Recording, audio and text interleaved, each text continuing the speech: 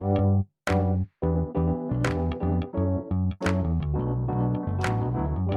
by Riverside.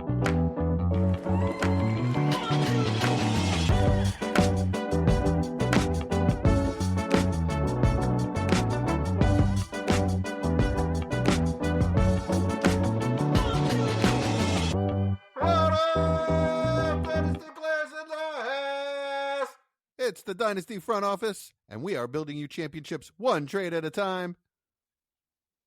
I'm your host, Jesse Schneeman, and I'm here with the two best friends anyone could ever have. That's right, Mike Casper's on assignment this week. Starting with the auspicious Austin Bell. How you doing tonight, Austin? Oh, dude, I'm great. Get to have some fun tonight. How are you?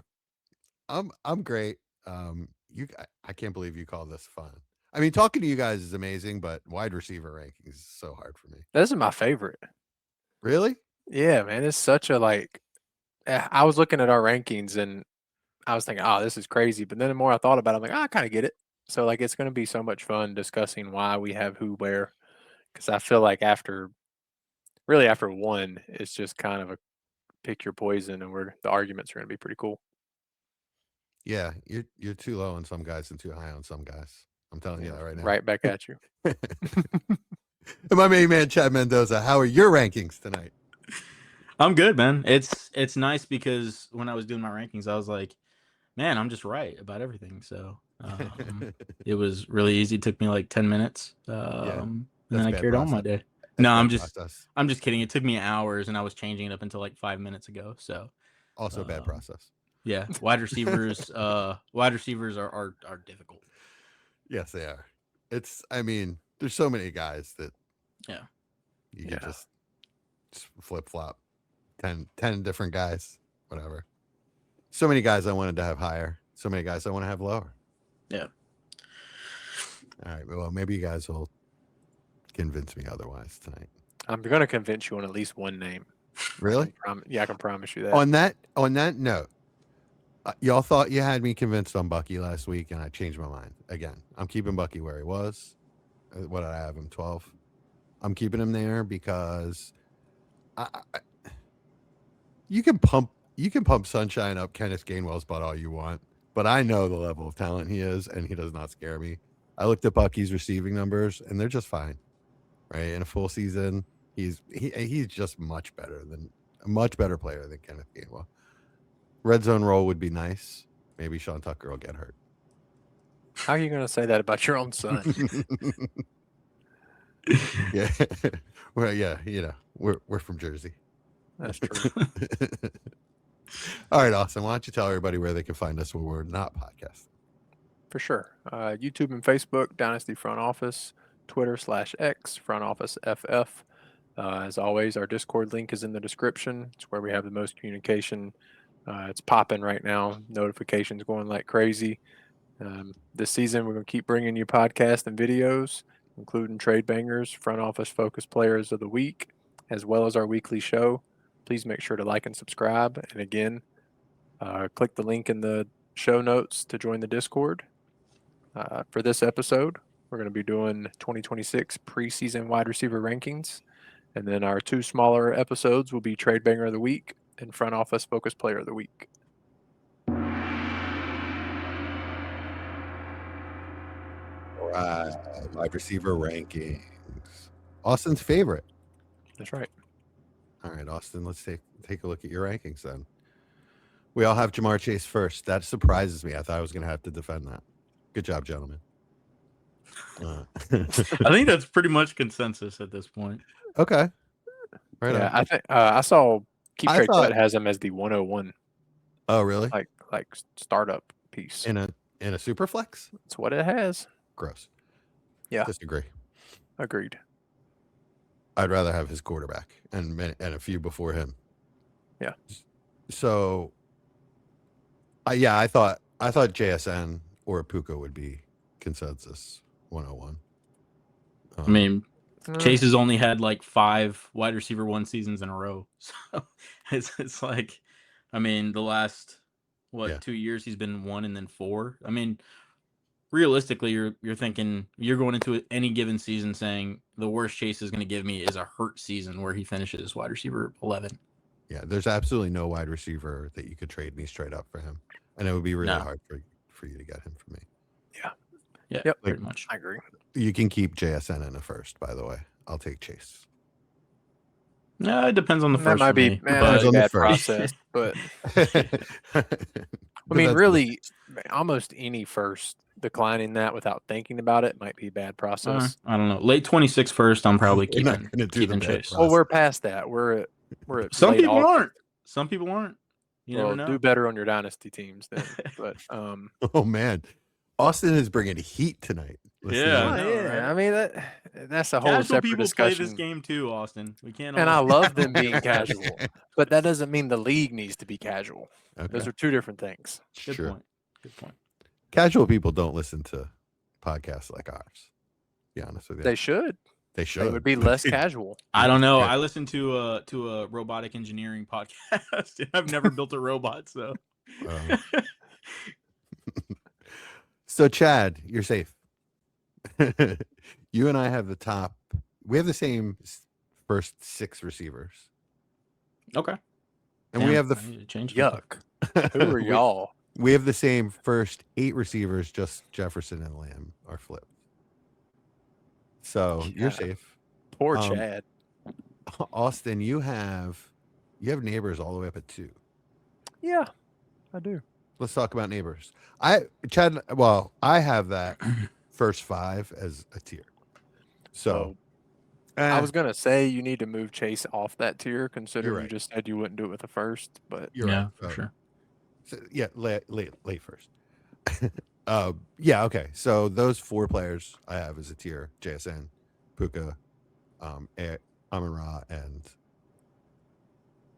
your boy neighbors. So why do you have him so high at second? ceiling is kind of where it's at. I think he can be the true. I mean, we just saw what JSN did, and none of us have him at wide receiver 1. We just saw what Puka did, and none of us have him at wide receiver 1. I think if Neighbors goes and puts out a similar year to either one of those 2 guys, he will be wide receiver 1. He is that type of receiver. He is that type of player, and he holds that type of name. And You as think we he can- discussed last week in running backs, that makes a difference. The name matters. You think And he can Malik pass Neighbors' names. Chase? Yeah, because of age. Okay. For Chase, it's just the age.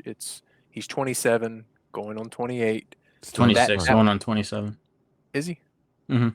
Okay. Still in his prime. Sure, Firmly in and his and prime. he should have another 2 to 3 years of great production, but the dynasty value will go down as that number ticks up each season. And I just think Neighbors is the player that can reach that pinnacle. So, like I said, this is a projection.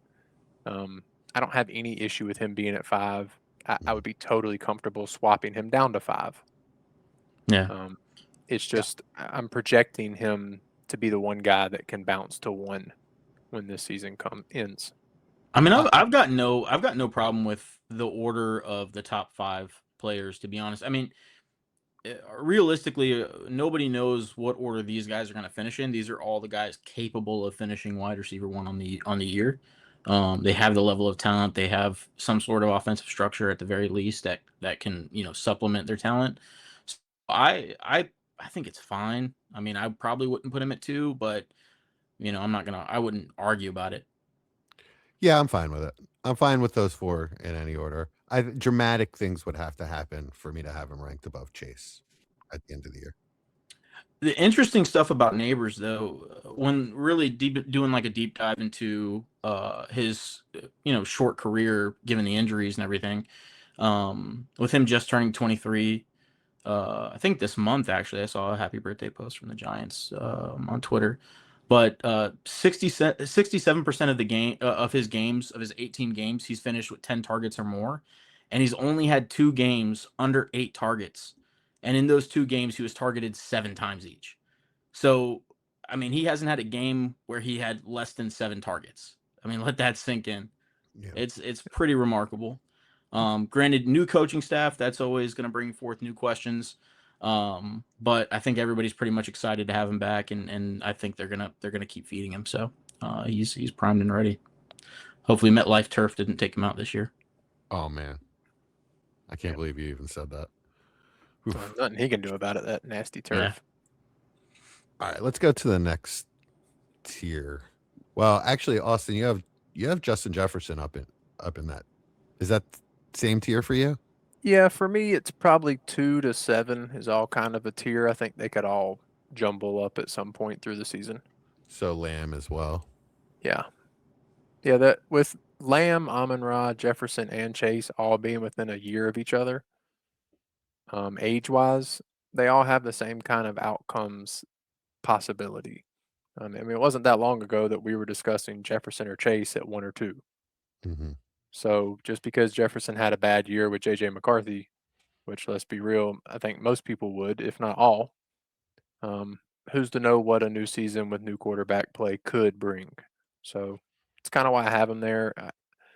Him and Amon-Ra were difficult. I went kind of back and forth at 5 and 6 for me. But yeah, they're all kind of in the same tier from 2 to 7.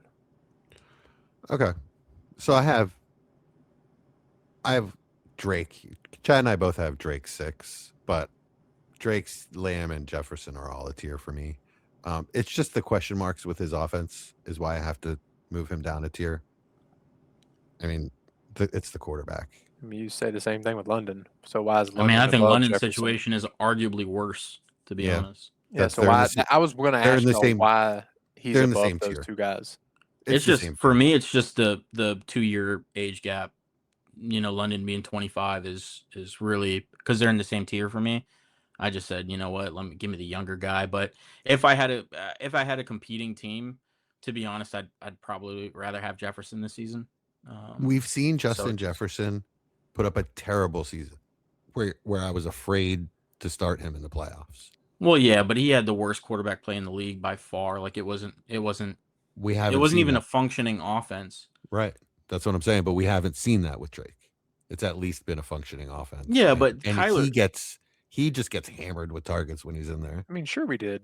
His second year, he finished 38. How many games did he play? 110 targets. I'm not sure. Give me a second on the games. All but 1. Oh, okay. I think if you watch the games, you see like there's nothing that Jefferson can do in those games. And he's getting open every play. He's just not getting the ball. Oh So yeah, you can't. You know, JJ I'm not saying McCarthy's no anything longer about the starting quarterback, so it's kind of a moot point. Kyler Murray is a functional quarterback that can get a player the ball when he needs to. So I'm not too worried about it at all. To be honest, I'm more worried about Tua and Penix's situation over there and what's gonna happen with them in Atlanta. To be honest, they're both crappy situations that I have it. That's why it's a tier for me. They're in the same tier. You know, just for CD, I mean, I would have Lamb higher. It just always seems to be something with him. You know, he's had a couple of really good seasons, but he's also got, Pickens, drawing attention was really, that's why I don't have Lamb in the top 5 anyway. That's why he's in that tier.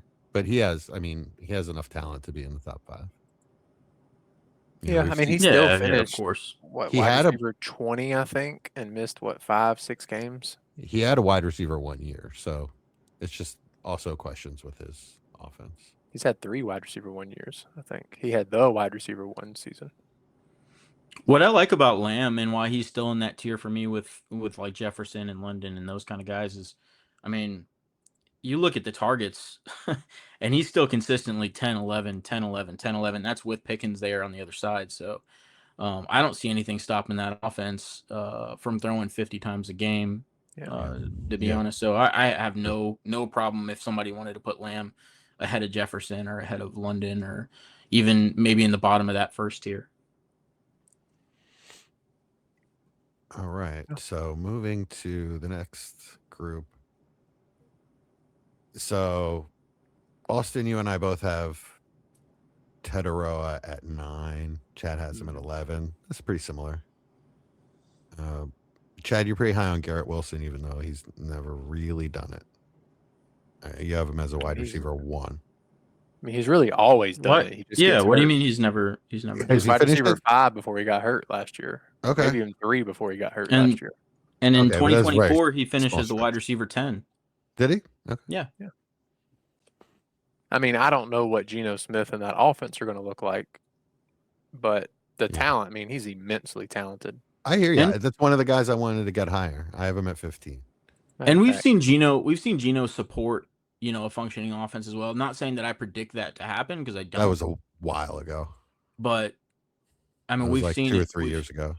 Yeah, I mean, I know that, but I'm just saying, like, it's happened, right? So, the same way we talk about any of these quarterbacks falling off, like Sam Darnold, Baker Mayfield, Daniel Jones, any of the guys that have struggled in the past, maybe there's the chance they struggle again and have to pick themselves back up. I think same with Geno Smith. There's that chance he struggles, which he did, and maybe he can get back to it and have a functional fantasy season where he can support a wide receiver one. How old is Geno now? 34, maybe? Somewhere around there? Yeah, something like that. Wonder Just if off the top of my head. I think he's around there. I mean, I 35. understand. He's 35. 35, yeah. I wonder if the physical skills are declining. Like No, almost or 36 too. he could be washed. Like last year, I can give him a pass for last year because the coaching was one of the worst messes I've ever seen, and no idea what they were doing. But the year before, he was not good in Seattle, right? He was not. So, they had good coaching and good weapons, and Yeah. I mean, there's no excuse. He was still QB 13 in 2024. Yeah, I was gonna say I think he produced decently well. Yeah. with DK and Fantasy wise, but DK and yeah, but that's all we need, right? Jason. All we need Yeah. is for him to put up points. We don't care if the Jets are good. We just Yeah, to be honest, probably better they're not. 'Cause Yeah, it gives Garrett exactly. Wilson more usage. Yeah. So it's been 1 year of bad play, but even in that, I mean, he threw 19 touchdowns. That's what Jalen Hurts is throwing. And he doesn't 18 to have 25 touchdowns a really year. So. any competition unless somebody believes Cade Klubnik can be something. So Yeah. Geno should be the quarterback all year. I mean, it's that Brady Cook and Bailey Zappi. So Wow. That's what. So like looking at Geno and There's a his room for him. stats, he's pretty comfortably in that kind of Hurts range of like touchdowns, which is one of the things I kind of look for because the opportunities are gonna vary depending on the offense and the scheme and everything. But he's going back from 22 to 25, he's 30 touchdowns, 20, 21, 19. That's pretty much mid range. You're gonna find that around QB 17, QB 18. I have no problem with that. I think that can support a high end wide receiver one if of the level of talent that Garrett Wilson is. Okay. So yeah, I moved Garrett Wilson up actually. I went to 11 while we were talking. I'd like to. Yeah, I mean, how old is he? 25. 30. Who? Garrett Wilson? 25. Yeah. Yeah. 25. Just turned 26 actually. Oh, really? Okay. Yep. Yeah. I don't think I would. Yeah, I'm gonna have to move him up. Let's move him up to 11. Because I feel like I have to have him above Pickens. Like I wouldn't take Pickens for him. Yeah, I wouldn't take Pickens ahead of him either. But I think they're around the same range, to be honest. Like I wouldn't fault anybody for picking Pickens over him. I think their ceiling is maybe pretty comparable. Maybe George Pickens has a little bit lower of a floor just because of the the other elite receiver on the other side. That's hard to sustain multiple years in a row. We've seen historically in the league, but if any offense is going to do it, it's the Cowboys, right? Because they throw a million times a game. Yeah. So We got a good question in the chat. Jesse, you pop that up. Sure. You want to read it? Yeah. Smitty So Pretty asked us, what's going on, gents? How we feeling about Godwin this year? Haven't heard his name mentioned a lot with no Evans and questionable Igbuka and McMillan. It's a great question. I was looking to see if any of us would have him in the top 36 rankings, and we do not. So I'm fine with go ahead and talking about him. Are we excited at all? I mean, yeah, I just don't have any 30 pluses in my ranking, to be honest. Yeah, Same. That's really the only reason he's not there, because I mean, if I'm looking to compete and Chris Godwin is in my flex spot, I feel pretty good about that this year, to be honest. Now, I mean, honestly, I definitely want somebody on the bench that can take a spot because I don't think he lasts an entire season, but or I'm not banking on it at least. But I think he does some good things this year with that offense, and I think he's probably Baker's most dependable option. If we're not, hyping up what we think Emeka Egbuka could be potentially. It's a gruesome injury last year, right? Yeah. I mean, I've heard nothing but good things going forward in the offseason. I don't know what to think about that room. I mean, with them adding a receiver, no Evans. I mean, there's just a lot there. I don't know. I don't think it's that hard to figure out. I think it's Godwin and Egbuka, and then everything else is ancillary, and the running game. Yeah, I think that's the hope. And I guess I know that's the hope, but McMillan and Tez Johnson. Oh, Ted Hurst is a rookie. Yeah. I mean, I think Ted Hurst will be out there with those two. That seems to be their starting three. McMillan might rotate in with Hurst, but I think he's going to be the guy that just plays on the outside and eats up snaps. I don't think he's going to command a lot of targets. Godwin, when he's in there, commands targets. He's an excellent player. He can play all over the field. The problem is he's inevitably going to get hurt. So if you want to give a late second for him, it's fine. I have no problem with that. It's going to be interesting to see, just because the nature of Chris Godwin and where he's at this point of his career, and how, not just for us that we can't depend on him. I don't know that the coaching staff believe they can depend on him every year, or for an entire season rather. So how much of the playbook is going to be designed for him with him in mind as like the first read, right? Versus Emeka Egbuka, who they know they're going to have long term and is kind of the answer for them, or at least they're hoping he is, right? So that's a big role in it, because we saw even when he was, in the game, he wasn't seeing his normal, 8 to 12 targets a game. He was seeing, the 6, 7, 8 targets, and 8 was kind of that ceiling that you want to get from him. So it'll be interesting to see, new year and new offensive coordinator. We'll see exactly. what they think. Yep. Yeah, from what being an NFC South person, I see a lot of Buck stuff, and from everything I've seen, that Egbuka is the alpha in the offense currently. Yeah. The offense is run through, the passing game is run through him. So I'll be curious to see, which Godwin doesn't need to be the one. He really never has been, outside of that 1 year where he finished wide receiver 2. So, he can absolutely still eat and give you enough production to be a weekly flex play, being the second option in what we discussed last week, hopefully a mid-range offense. If he's healthy to start the year, he should start off hot. Egbuka might not even play week 1. So. Yeah, that's true. All right, Austin, why do you hate Nico Collins so much? Oh, and Chad, why do you guys hate Nico Collins? So really, the real question is why do you love him? You have him at 10 overall. I think people forget. I think people forget how talented he is. He's different than most of those players below him. And I know it's a huge projection to put him there, because what I'm saying is that he's going to stay healthy and CJ Stroud is going to be really good. So I could end up looking really bad with this pick if those two things don't happen. But if they do, he's absolutely a top 10 wide receiver. Sure. I just don't see that both of those two things happening is why he's, and really, that's me placing a bet on that. And just saying that See, his talent is just far superior than there aren't players, and I have Devontae Smith below him. There aren't players besides maybe Pickens and Garrett Wilson below him that have that level of talent. I don't think I agree with that, to be honest, but I mean, I understand he's a pretty dependable fantasy player when he's healthy, to give you maybe high-end wide receiver 2 production. But for me, I'll just start with the things that worry me about Nico Collins.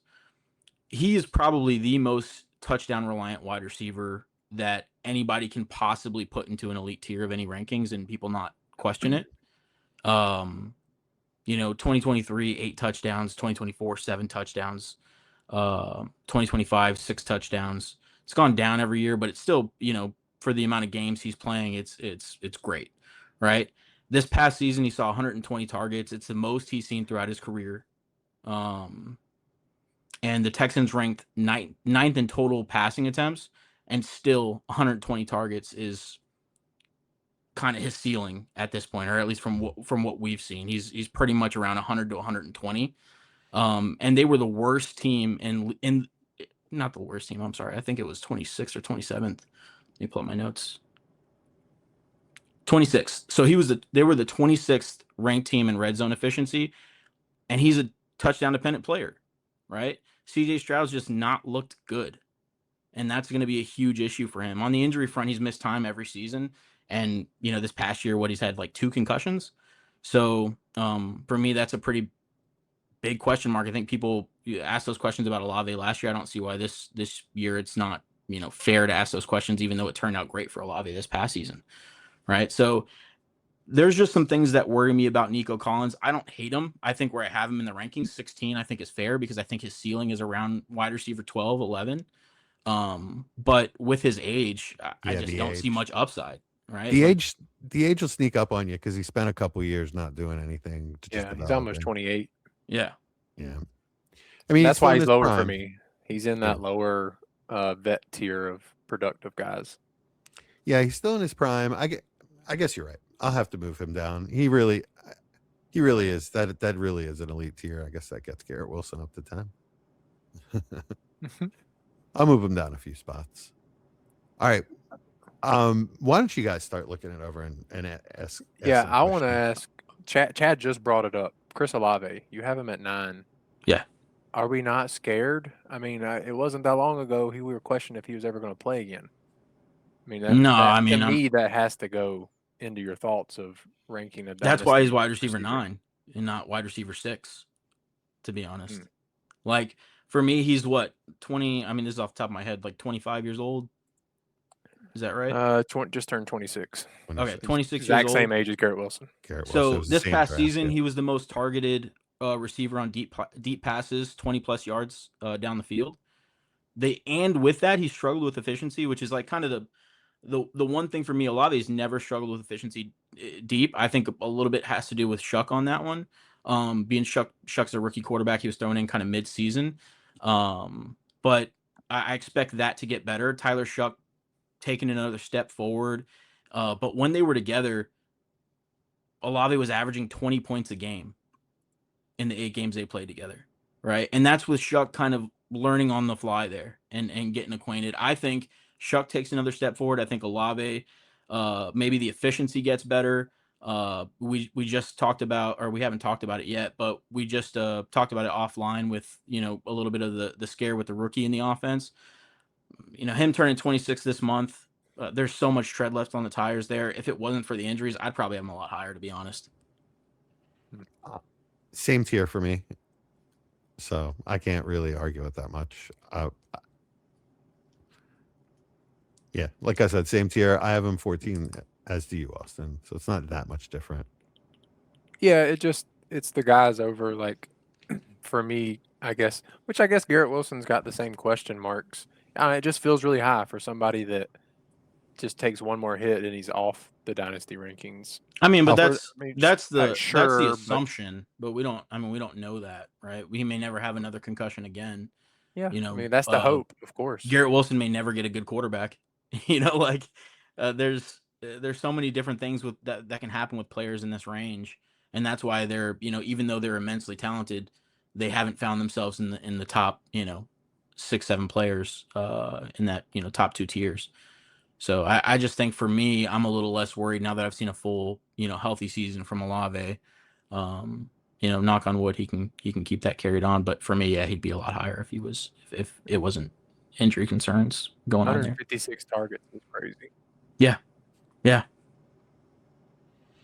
It's pretty wild.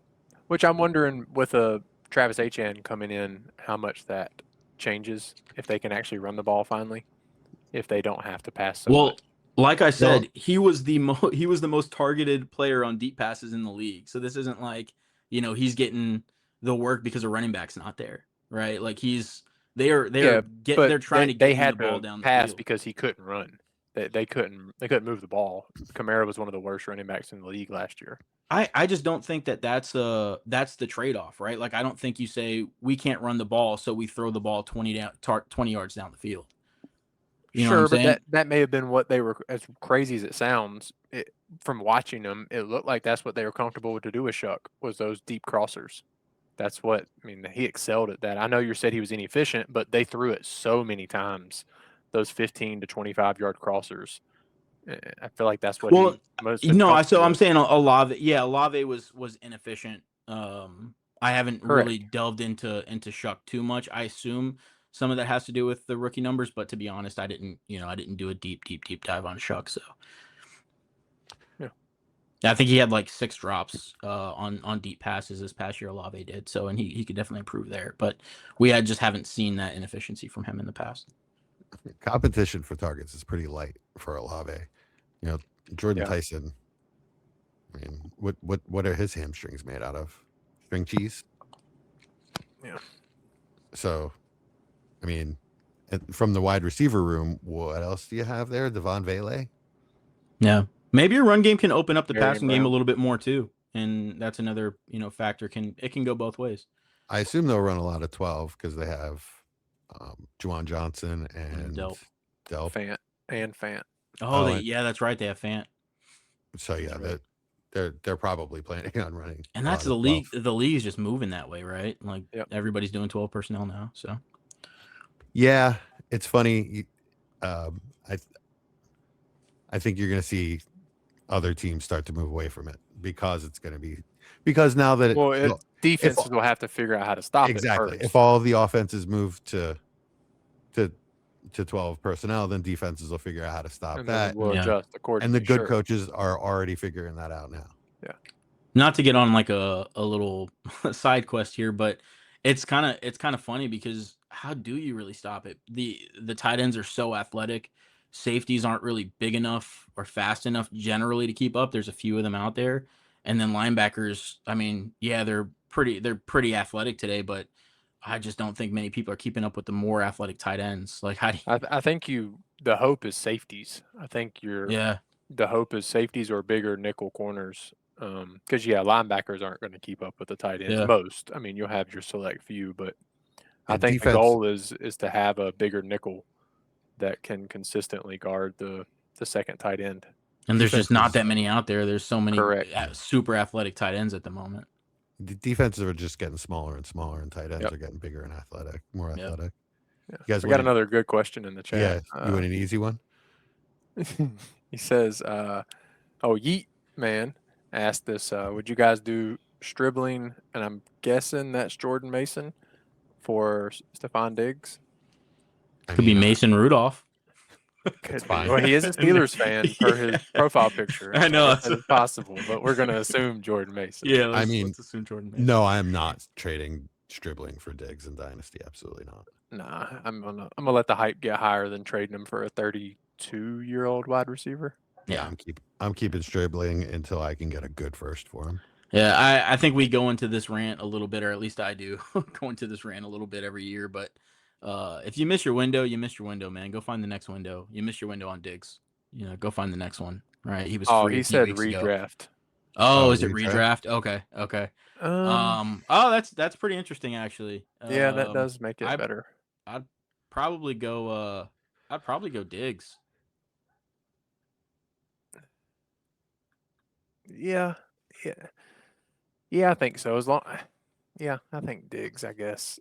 I don't know. Diggs looked good last year, man. He did. He looked really good. He's gonna get the targets. Yeah. If he wasn't on the field 40% of the time last season, what did he finish? He finished top 15, right?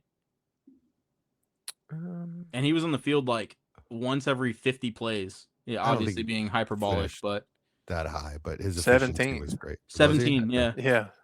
That's what I'm saying. He had 1,000 yards. Yeah, and he played no time. He had no game time. He's a hand in glove fit, for Jaden Daniels. It's really Yeah. a good fit. Like Yeah. with Terry McLaurin, I mean, they'll be lockstep. He played 15 games, and he had 2 games at 60% of snaps or higher Yeah. on the season.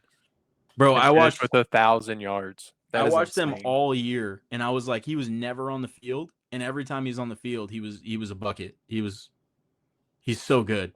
Still, I don't get it why they didn't have him on the field more. Yeah, in redraft, I'll do it. Yeah. Yep. Yeah, Jordan Mason doesn't move the needle enough for me, and that gets me my risk away from Stribling in case it's just a camp hype. Yeah, good question. Good question. Yeah, we've seen Jordan Mason get opportunities in the past and choke. So yeah, he's just not that good. Yeah, he's a below average NFL running back, which is fine.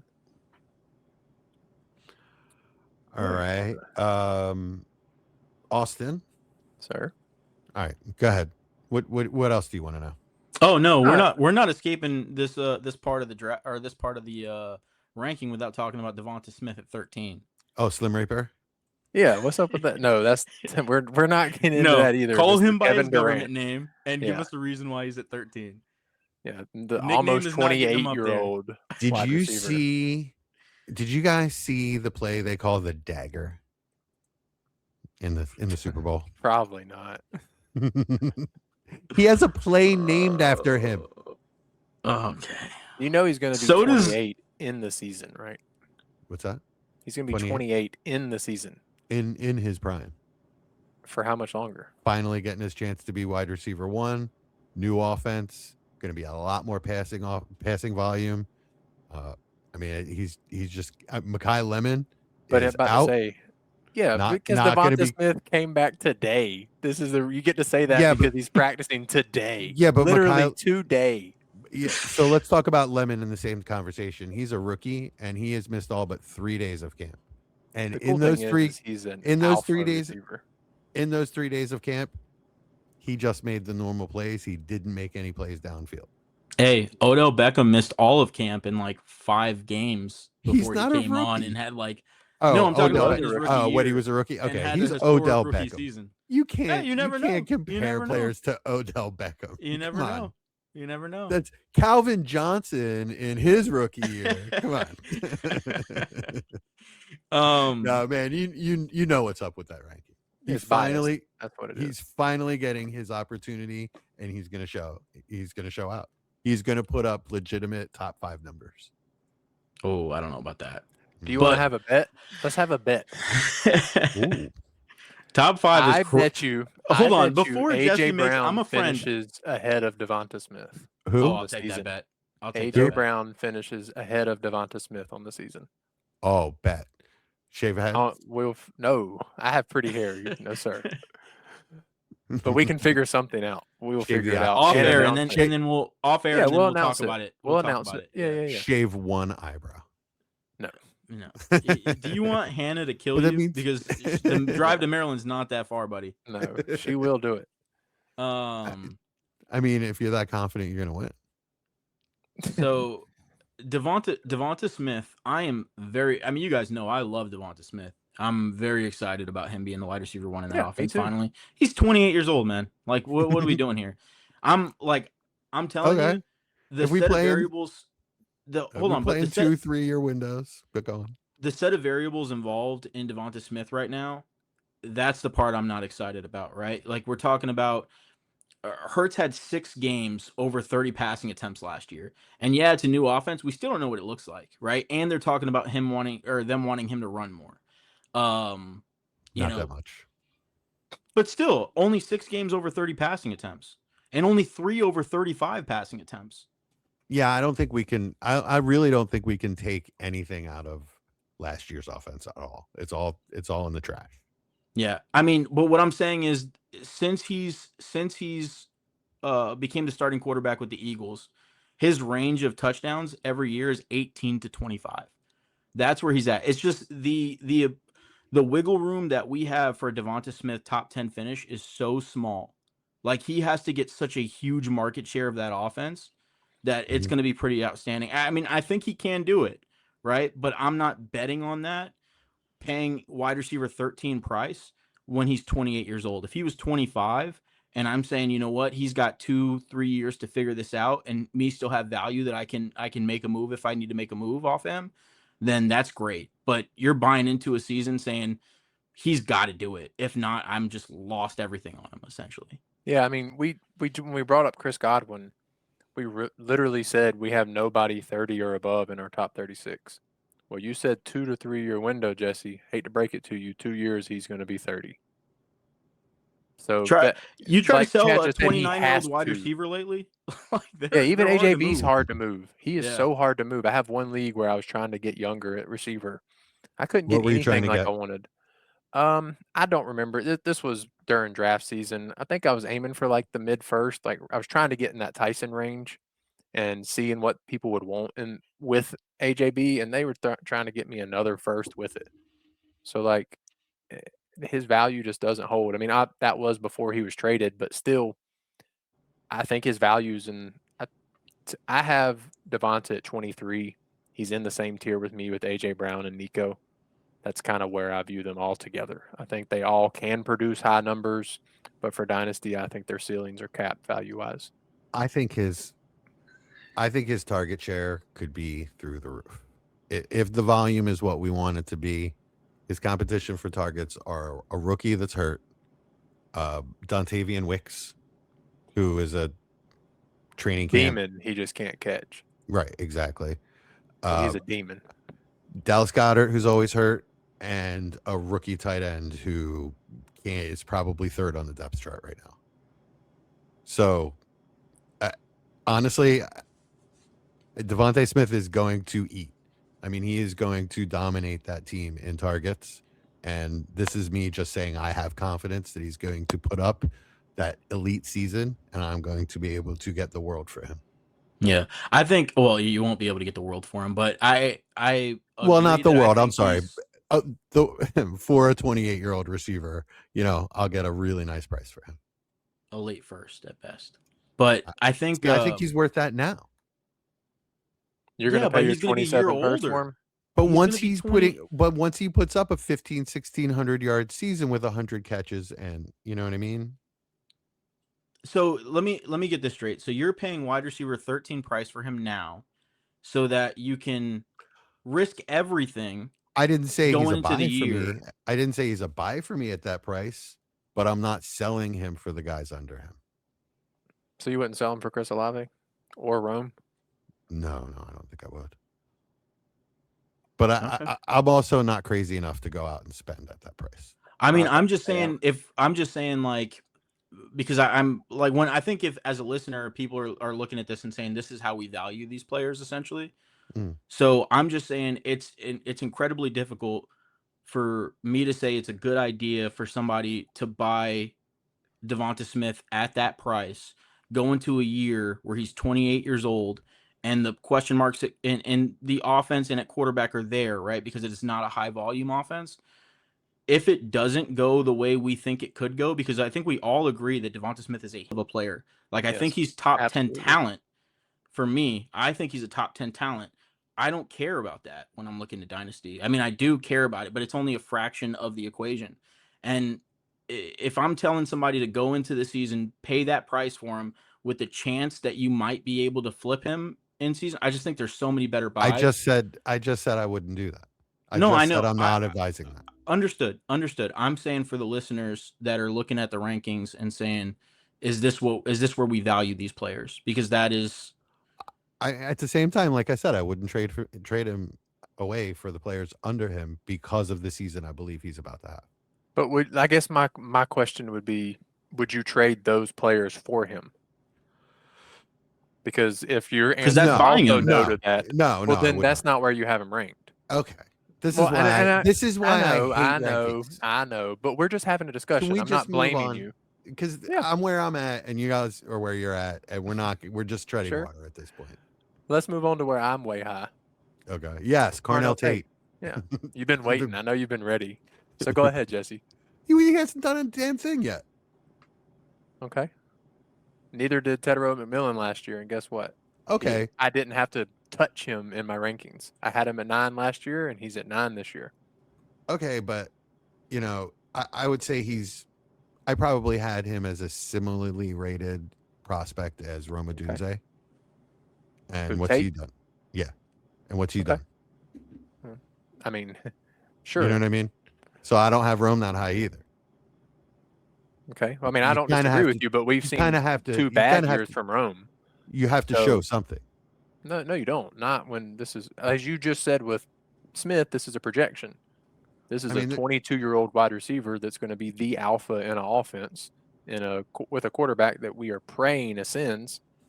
Why wouldn't I have him as a low end wide receiver one? because of the players that you have below him that like Olave is the only one that I think is worth the argument. That Egbuka. I don't think so. Mm-mm. Egbuka has too many question marks for me to. I mean, just the hype that surrounded him last year and that will return immediately. Like you guys were just saying that the offense is going to flow through him. Yeah, You know? but I mean, it flowed through him getting 10 to 12 targets a game last year, and he would catch the ball twice. That's the problem with him. Let's go back to that. So those targets weren't all quality targets.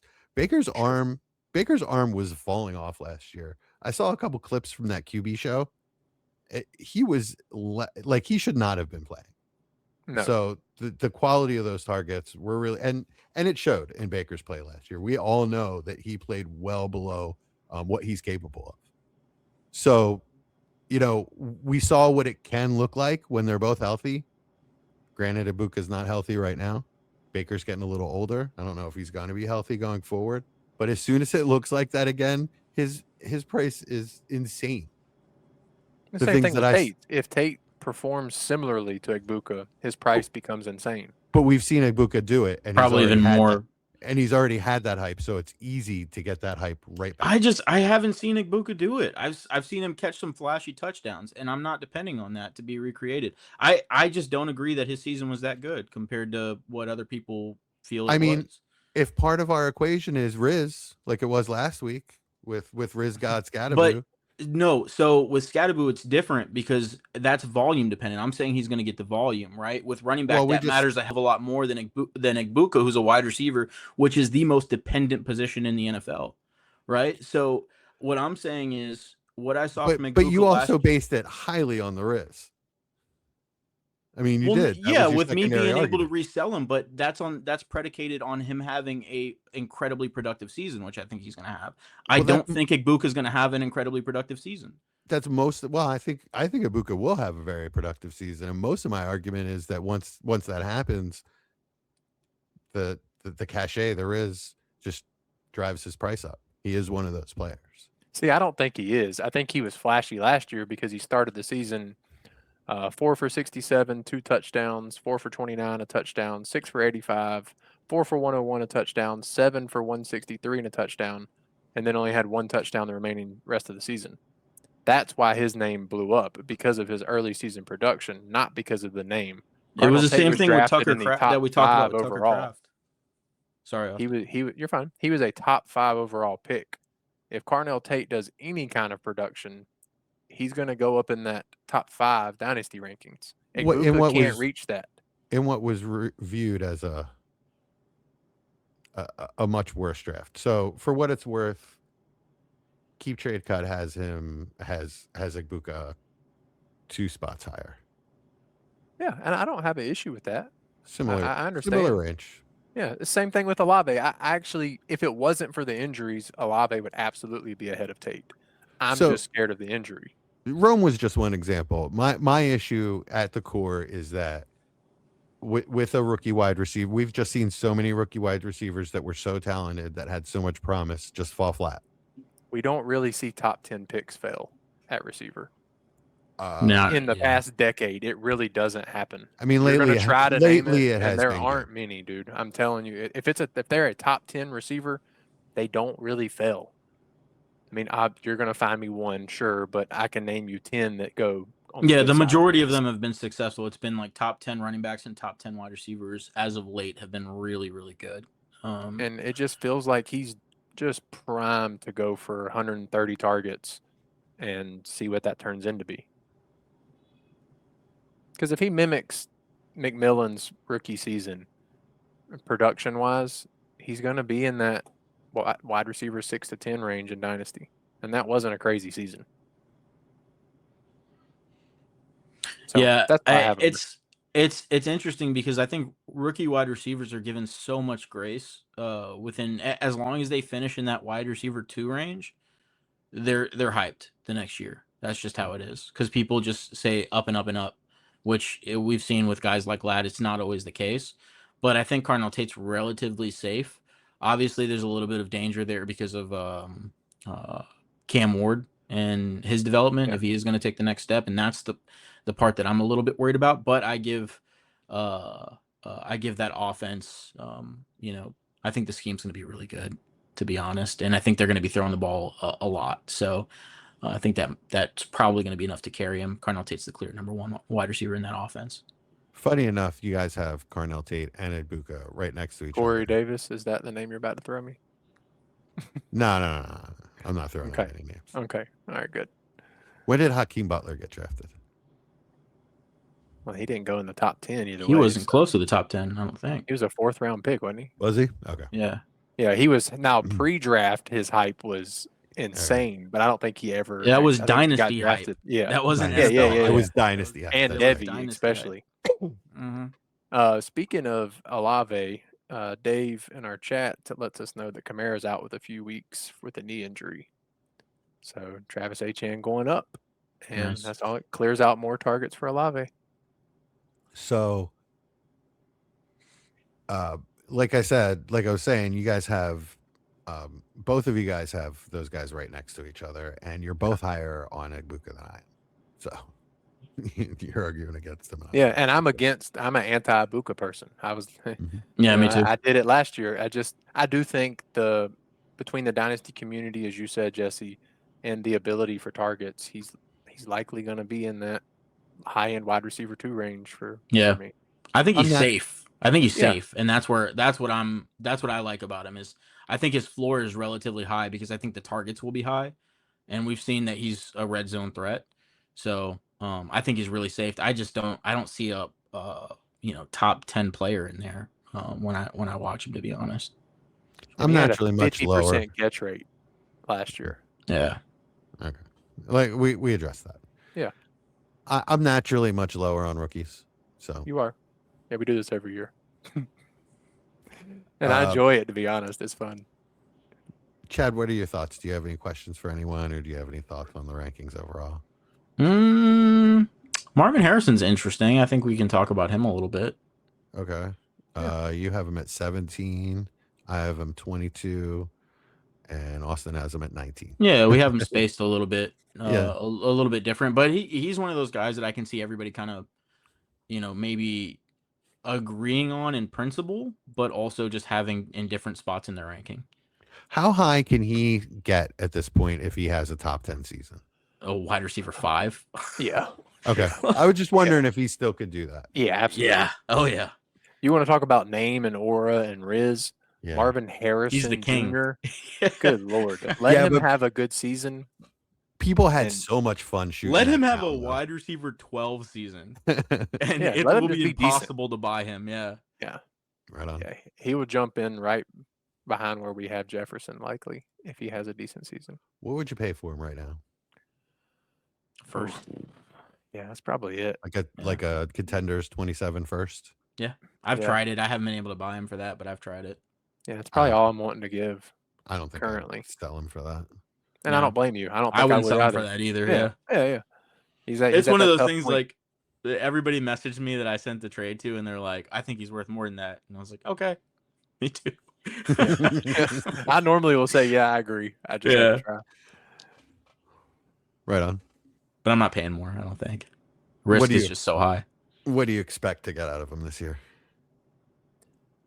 I just want to be able to feel good enough to start him most weeks. It's kind of all I'm hoping for. Realistically, until that happens, that's all I can hope for. So you're just hoping for top 30?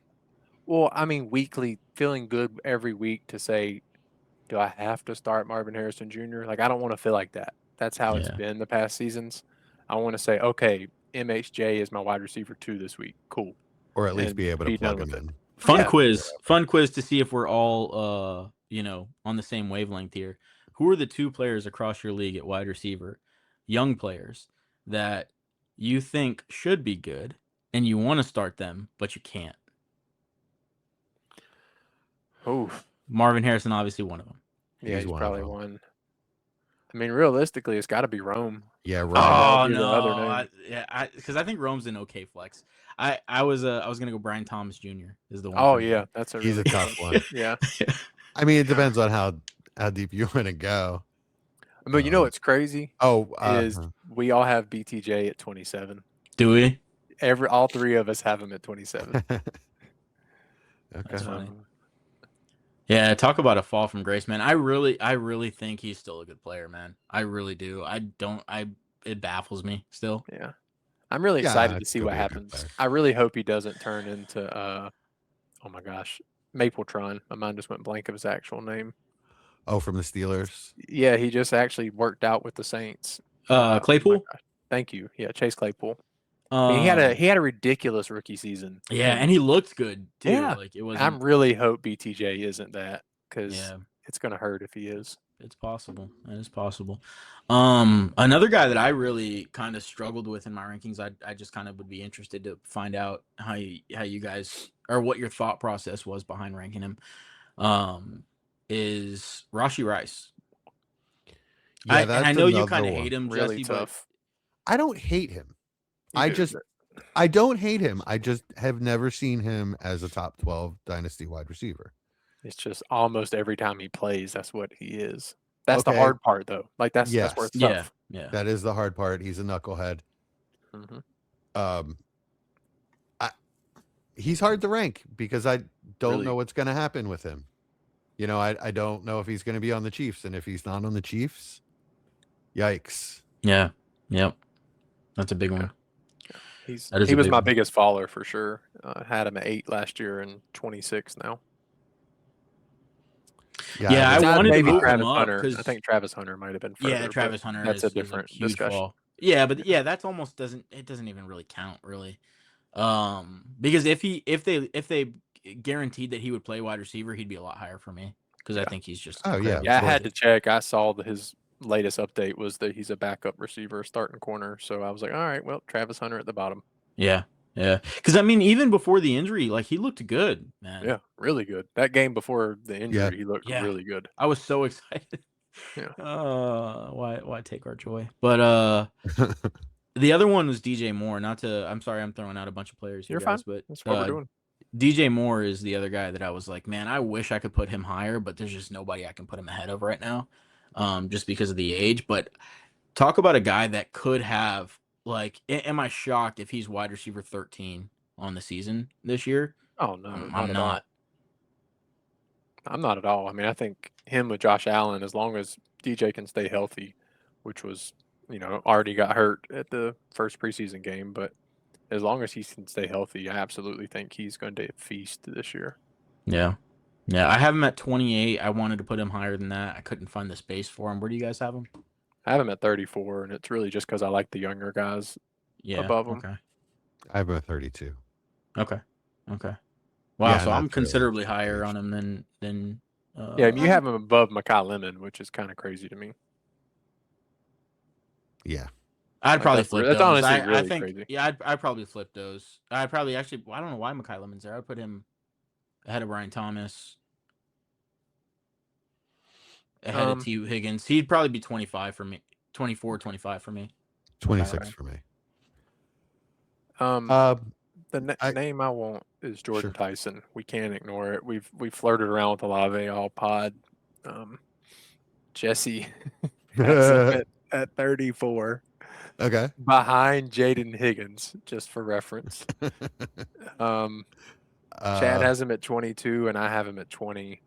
And how did I become the high person on him? I hate y'all for that. Just want to let y'all know how I became the high guy on Jordan Tyson. But it's just you're right, Austin. I mean, I know, and it was going to happen, but it's still the talent there. I mean, he's going to play football.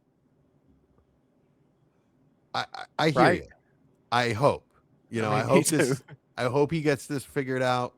Honestly, that ranking is because I forgot to put him in there, so I threw 3 rookies in at the bottom. That's what I did with Mekhi Lemon. I stuck him in the ranking at the last second and just stuck him in somewhere. But I would have Tyson slightly higher. Like, I wouldn't rather have Quentin Johnston. That's not real.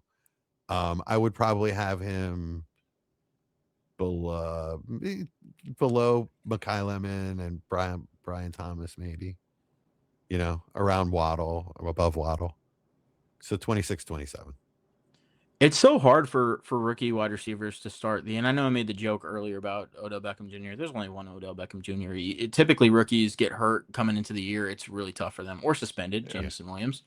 But hurt and suspended, rather. I was about to say he was both. Yeah. I think he was hurt. Wasn't it like hurt and then suspended? Like after he came in with the ACL into the draft with the ACL. Yeah.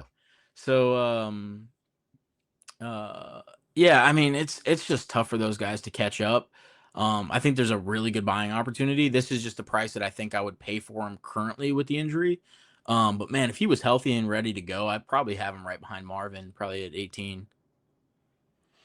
That's why basically I have him right behind him, HJ. So I just if we were, for Dynasty, it's short term for me. I understand he's hurt again, and I've been anti him the whole time, but it's a Dynasty. I mean, I think in 6 months, if he can put a decent season together, we'll probably be too low on him at 20. Yeah. Well, that's the hope, right? And that's why I'm saying, like, where would I buy? Where am I hoping to buy him right now is probably around wide receiver 22, because there's so much room for improvement. But at the same time, like, I think there's more likely than not a scenario where we go into the year and his value drops even more because he comes in and struggles, because that's just typically what happens with injured rookies that come in and play. Yeah. I'm good on guys unless y'all have one. Can we talk a little bit Burden? Sure. You're highest at 16, and then Chad's 18, and I'm 20. Why are we doing that? We're always like 2 apart. It means we're pretty close. Yeah, I mean, it feels kind of like how we talk on the pod about him, to be honest. I'm the highest, Chad's kind of in the middle on him, and Jesse hates him. I don't hate him. I have him at the 20. 20 is actually pretty good there's some big names ahead of him. I thought you were going to be like, 20 is pretty good for how much I hate him. Yeah. No, I mean, you know what I think about Burden. I think that he has the potential to be a very good player, but I don't think his archetype is going to lead the team in targets. I don't know. I think he's going to be a really nothing but excite me for his usage, to be honest. If I had to guess, I think he's going to be a really good wide receiver too. I think that's his outcome most seasons. That's exactly where I have him. Then I feel great about it. Yeah, me too. 20. That's low end, sir. That's low. I have him at 18. I have him at 18 because I don't know what that offense is going to be a year from now, and that's just it. Like, I think everybody in that offense has talent.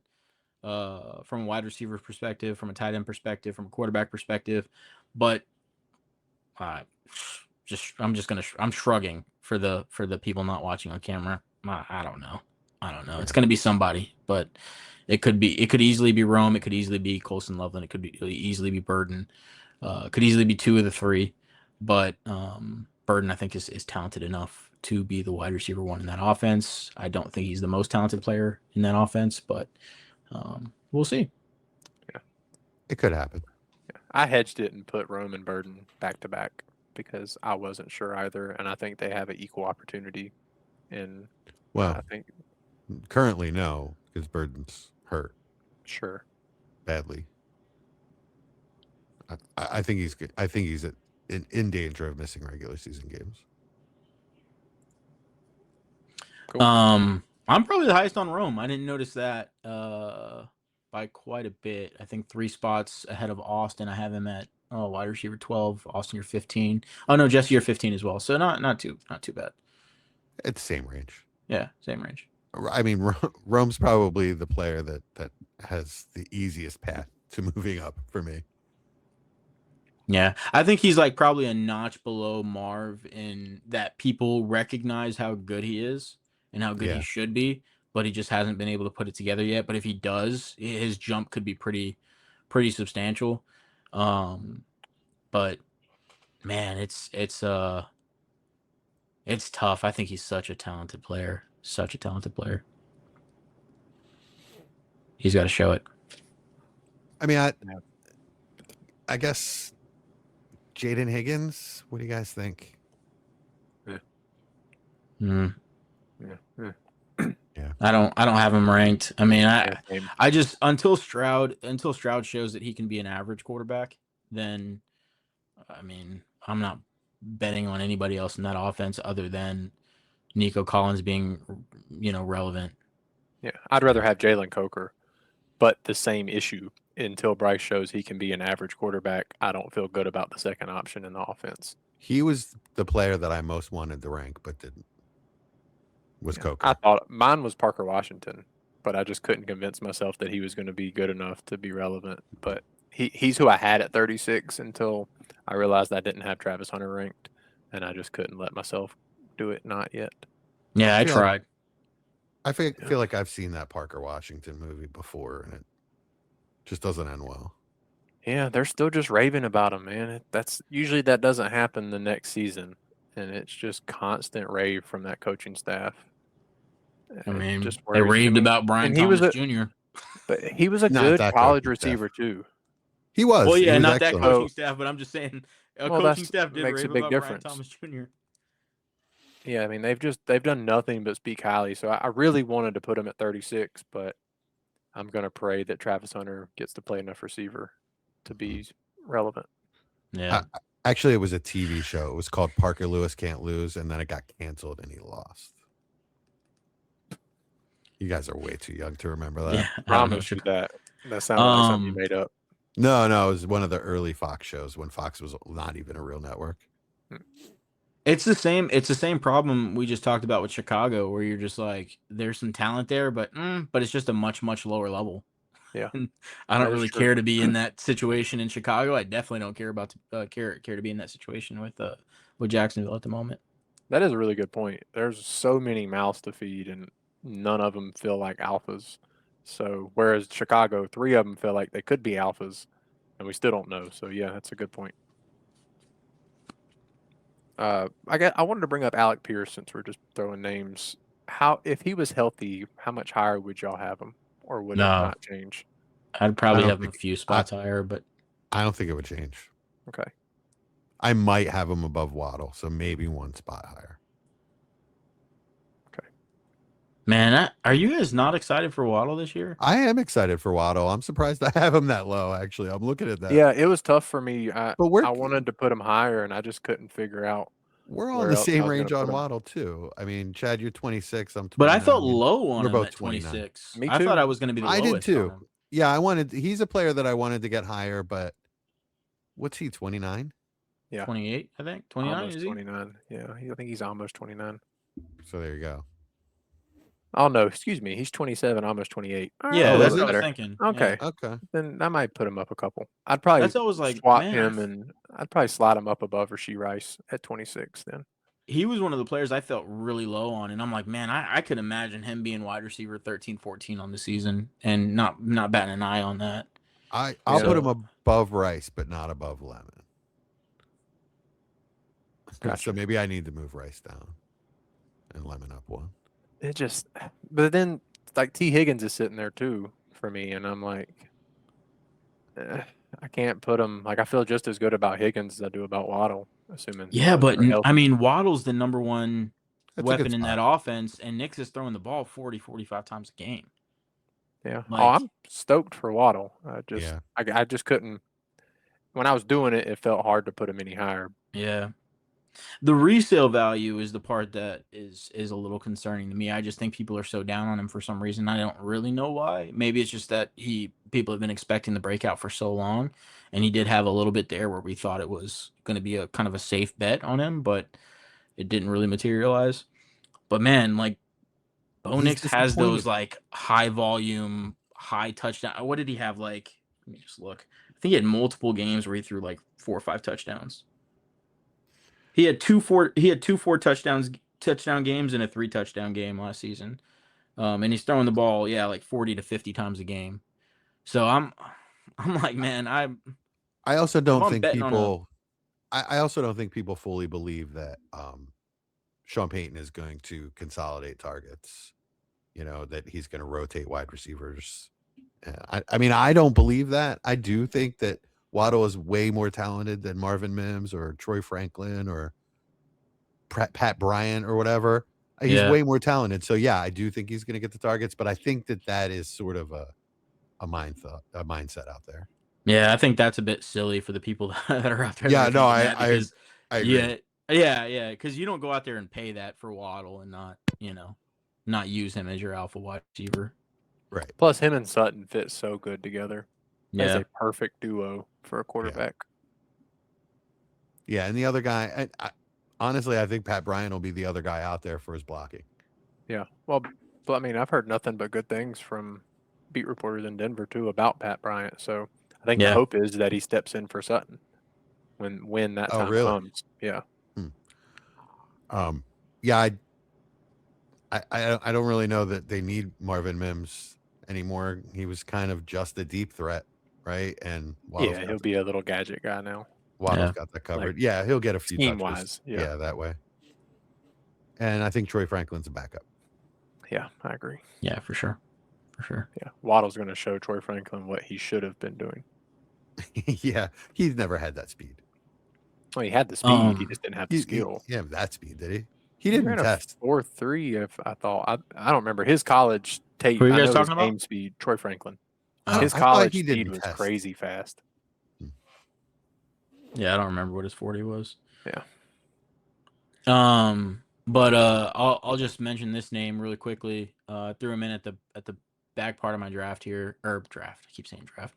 My back part of my ranking because I just wanted to talk about him really. Malachi Fields. I knew you were pretty much have him locking up the wide receiver 2 spot. So just threw him in there just to talk about him.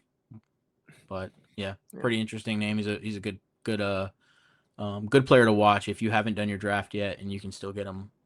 Where he was going earlier in the season in rookie drafts. I don't know currently how that's panning out because all my rookie drafts have been done for some time now. But I was getting him at 208, 209 in some drafts, and that feels like a really, really good price right now. Yeah, he fell into the third sometimes. He's solid early second round guy, I would say. I like his skill set with Dart. Like you said, when's the last time? Well, I think you said that in our chat. When's the last time the Giants had a jump ball wide receiver like that? And I think that fits really well with Dart running around out of structure, throwing it up to him should work. I mean, let's face it, Neighbors is going to get the lion's share, but yeah, there are going to be balls for other people. Mm-hmm. Yeah, and really, I mean, with like we said, rookie wide receivers, all you really need is for them to be somewhere around wide receiver 2, and their value goes up. That's all you need. Yeah, it's true. Right on. Like, I don't know if he'll get that Higgins. kind of volume. I mean, just look at Jaden Higgins. He didn't have a very good season, but he had decent flashes, and Jesse felt comfortable putting him there. So it's the same kind of thing. Fields does something similar to that as a rookie. People are going to be in that low-end wide receiver 3 range. I put Higgins on there at the end because of the hype he's getting right now and how hard he is to acquire. I haven't tried. I think if you're equating him to a rookie draft, like people would rather hold Higgins than take Denzel Boston or Stripling or Stowers, and at the end of that first there. Am I saying he's worth a first round pick? Would I pay that? No, but I feel like that's his value. I don't think he's worth a 27 first. Yeah, but I mean, we know people love their players, especially when they go out there and they show that in flashes they can do something. You're looking at your guys and you're seeing through rose-colored glasses. That's how most Dynasty players play, at least. So it doesn't shock me in the least bit. Trying to think who else was in that. Well, Stribling obviously is a great. I mean, Antonio Williams was one. Yeah, he kind of got usurped by Diggs. Yeah. So as he was going to, he was never that talented of a player, but yeah, Jeremy Bernard was going in that range. Yeah. I always thought that I had tough time taking him early. I think I did it maybe once, just to spread my shares around a little. But competition for targets for him is really tough, and it's gonna be a low volume. Yeah, that early second receiver tier felt so ugly and flat. Yeah, it was just kind of pick the guy you wanted and hope it happened. Yeah. Put it this way. Speaking of wide receiver twos, Emeka Egbuka's finish, wide receiver 24, just made the wide receiver 2 cut. Yeah, sounds about right. I mean, with his efficiency, that doesn't shock me. The hope is that he goes back to what we saw in college, where he caught pretty much everything that came to him. So Yeah. I mean, he was a rookie. That happens to a lot of rookies. I think that's a wrap for me. You guys got anything I'm else? good. No, that was it was fun. All right, cool. All right, we're in overtime. I don't want to talk about a TV show or a movie or anything like that. I want to talk about a visit that I had with Mike Casper, our co-host that's let's never do here. it. Mike drove. All right, so Mike drove from Texas to somewhere in Northern Virginia for his aunt's 80th birthday party. It's just the kind of guy Mike is. His uncle was throwing her a party. Spent a bunch of money on this huge party. All these people were coming. He asked Mike to go. He said, sure, I'll take a week off from work and drive out. And I'll help around the house and I'll mow the lawn. And Mike's just such a great guy. And he texts us in the group chat. He's like, hey, Jesse, I'm only an hour and a half or 2 hours away. How about I stop by for lunch? I was like, okay, cool. How about dinner so we can actually, hang out and spend some time together? So, yeah, Mike drove out to Baltimore County. I took him to a local seafood place called the Atlantic. Got him some real Baltimore crab cakes. He loved them. It was a great dinner. Hung out at the house for a while, just chatting, talking life. It was really a lot of fun. Nice. Heck yeah. That's awesome, man. Yeah, he came after he left your place and went to the dinner. He came through and went out of his way to come see me and meet me. I think he showed up at like 1:15 in the morning. Wow. Still having 17 hours to drive home. Oh my God. And we hung out for like 20 or 30 minutes, ripped a couple packs and just chatted. I guess I've known him for, I think, 8 years now. We were in the first ever Dynasty League, random Dynasty League, just happened to join. And Y'all were in the first ever Dynasty League? No, our first Dynasty League. And it's only 8 years ago? He's like, 8 years ago we created Dynasty. Yeah, that's what happened, at least in my book. But no, we were just two random guys in a league that just started up, and we were the most active guys. We talked, and here we are. So it was really cool to finally meet him and give him a hug. And like I said, ripped a couple packs. Of course, he pulled the good card, and I pulled nothing, per usual. But yeah, it was fun. Yeah, he pulled a good card that you kept. Of course. Yeah, absolutely. Yeah. Yeah, Mike lives like an hour away from me, so he was driving, and on his way through, I looked out the window and he flipped me the bird and kept driving. Yeah. So I think he spit. I can't tell. It was far away. My house is off the highway, so it was hard. It was hard to tell, but yeah, I'm pretty sure he spit. So yeah, it was great. Nice, good guy. Good. Yeah. Chad, anything good that we should be watching? I'm watching an anime show.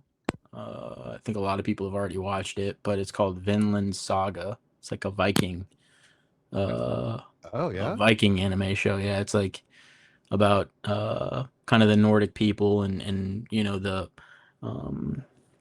war going on in the Baltic and with England and everything. So it's pretty fun.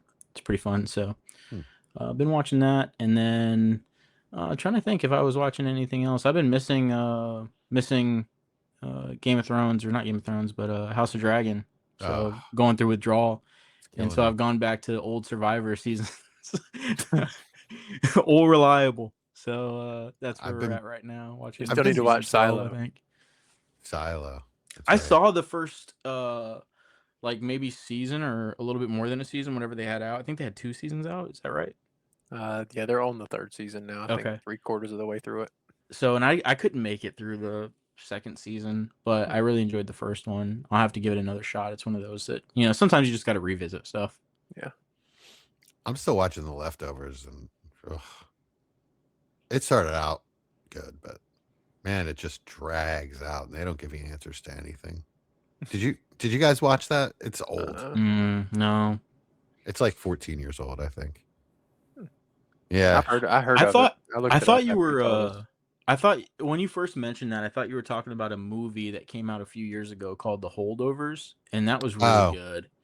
I know what you're talking about. I haven't seen it, but I know what you mean. I think it's called The Holdovers or like The Holdover, something like that. But it was really, really good. I love that movie. So Kid that gets Side left note. over at boarding yeah, school. yep. It kind of has like an old like early 90s, mid 90s movie feel to it. They even have like the grain effects and stuff on it. It's pretty cool. It's fun cinematography if you're a true like film buff. It's a really good movie. Well shot. 90s is old. It is. I mean, well, it's like 30 years ago now. So Especially in film, that's ancient. Man, I was so in my prime in the 90s. Oh, 30 years before the 90s was like the Wizard of Oz, right? I think it might have been 60 years before, but yeah. I was trying to make a Jesse joke. Jesse was alive. It was just 60 years before that. Yeah. At first, he just got finished cutting the radio off, and his father wheeled in their 5-inch, 500-pound TV, and they watched the Wizard of Oz. that was after he helped Amelia Earhart learn how to fly. Oh my God. Are you guys done? Yeah, sure.